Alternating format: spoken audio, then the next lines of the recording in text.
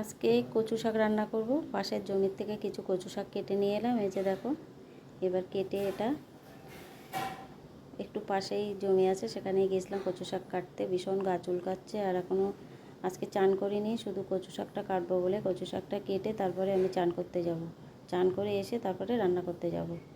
অন্যদিন সকালেই চান হয়ে যায়, কিন্তু আমি কচু শাক কাটার জন্য চান করিনি। এবার আমি কচু শাকটা কেটে চান করে চলে এসেছি।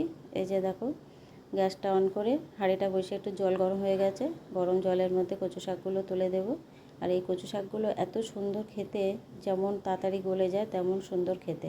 একটু কালো কচু শাক আমাদের খেতে নেই, কিন্তু এই কচু শাকটা খেতে পারি। যেটা খুব কালো ওটা কাল কচু, আমাদের মানে মারা গেলে সঙ্গে দেয় বলে এই কচু শাকটা আমরা খাই না।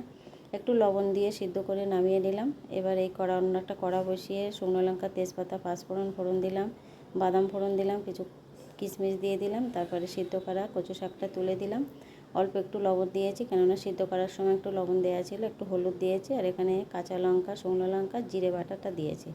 দিয়ে বেশ ভালো করে নেড়ে চেড়ে জলটা শুকানো পর্যন্ত নাড়তে হবে। বেশ সময়ও লাগে, অনেকটা সময়। জলটা বেরিয়ে আসছে, কিছু কাঁচা লঙ্কাও দিলাম। দিয়ে বেশ নাড়তে নাড়তে অনেকটা জল শুকিয়ে এসছে। আবার এখনও কিছুটা জল আসবে। এখন একটু মিষ্টি দিয়ে দেবো। মিষ্টি দেওয়ার পরে কিন্তু আরও একটু জল বেরোবে। তারপরে শুকনো শুকনো হয়ে আসলে তারপরে নামায় নিতে হবে একটু মরিচের গুঁড়ো দিয়ে। তারপরে আর একটু ভাজতে হবে, এখনও কিন্তু জল আছে। জলটা একদম শুকিয়ে যখন কড়ার গায়ে ধরা ধরা মতো হয়ে আসবে, তারপরে কড়ার গাতে ছাড়িয়ে আসবে, তারপরে গিয়ে নামাতে হবে। এবার কিন্তু ভাজাটা আমার রেডি হয়ে গেছে। এবার নামিয়ে নেব। এই কচু শাকটা কিন্তু ছোলা ভিজিয়ে খেয়েছি, মাছের মাথা দিয়ে খেয়েছি, ইলিশ মাছের মাথা দিয়ে, কিংবা নারকেল কোড়া দিয়েও খেয়েছি। আর এই বাদাম কিশমিশ দিয়ে একবার রান্না করে খেয়ে দেখো, দারুণ হয় খেতে। আমার তো খুবই ভালো লাগে। তো আজকে আমি নারকেল কোড়া না দিয়ে বাদাম আর কিশমিশ দিয়ে রান্নাটা করলাম কচু শাক। কেমন হয়েছে কমেন্টে জানিও।